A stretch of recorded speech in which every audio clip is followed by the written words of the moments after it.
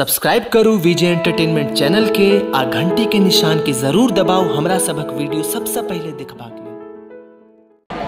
बोल सियावर रामचंद्र की, भोलेनाथ की जयकारा बोले में पैसे नहीं लगते भैया, जयकारा तो दिल खोल के बोलना चाहिए। सीधी सी बात है, हम मेहनत करते हैं, रोज काम करते हैं, लेकिन याद करते हैं सबसे पहले ऊपर वाले।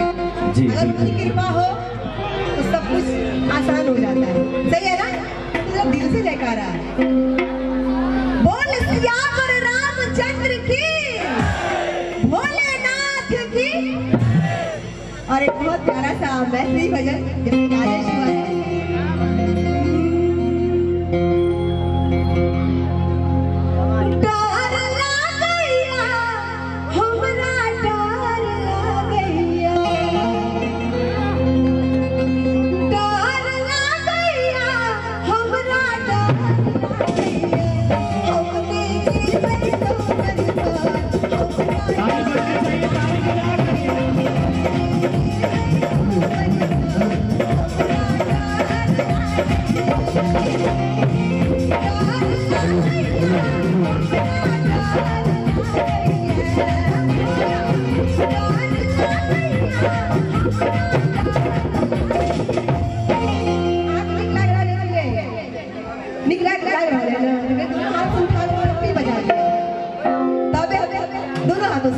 तालियां सब फिर क्या सो।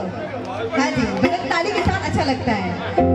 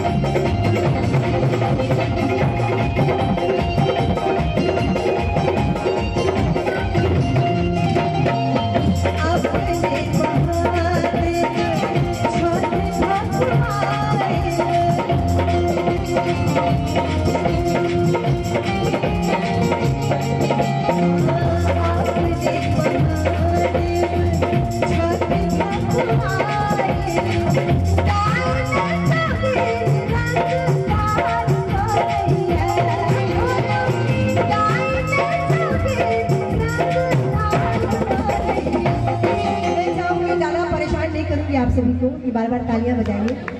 भजन की आखिरी लाइन अगर तालियां बजा देंगे तो अच्छा लगेगा, भोले बाबा को अच्छा लगेगा, माँ पार्वती को अच्छा लगेगा।